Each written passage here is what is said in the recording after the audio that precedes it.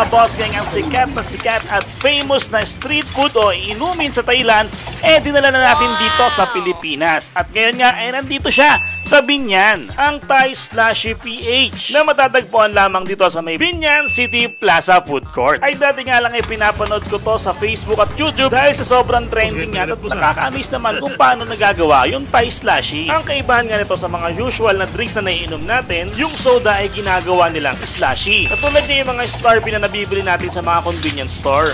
At ang maganda nga rito mga ka-boss gang, mas pinalevel up pa ang kanilang Thai Slushy dahil sa dagdag sarap na kanilang ice cream sundae at ng kanilang blueberry at strawberry syrup ay talaga namang refreshing itong inumin na ito. Available nga din pala sa nila ang mga ice cream. Meron silang swirly float, swirly dip at cone swirl. Ito talaga namang swak to sa mga mahihilig sa matatamis. Yan boss, tanong lang, bakit sa kailangan tuktukin boss yung bote? Para yung loob ng mag-slurpee or slushy yung laman. Para mag-yelo. Mag-yelo. Okay, yung soft drinks. Yung sa Thailand. Guys, ano naman tayo isang sawadi ka? Sir, pa-order nga ako nung Sprite nyo. Right? Tapos, okay lang na gusto ko itong yung Fruity Mountain Slush nyo. Yung tig 60 pesos. Okay. Yung meron siyang blueberry syrup at ice cream. Okay po. Okay.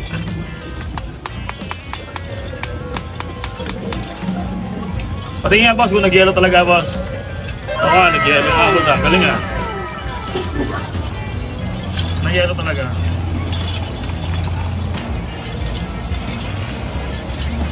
Wow!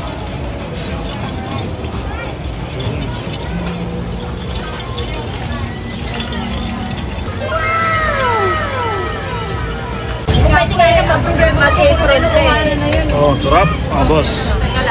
Try nyo na yung kanilang Thai Slushy. Dito lang yan sa may Binyan Plaza Food Court. Yun. Sarap. Refreshing.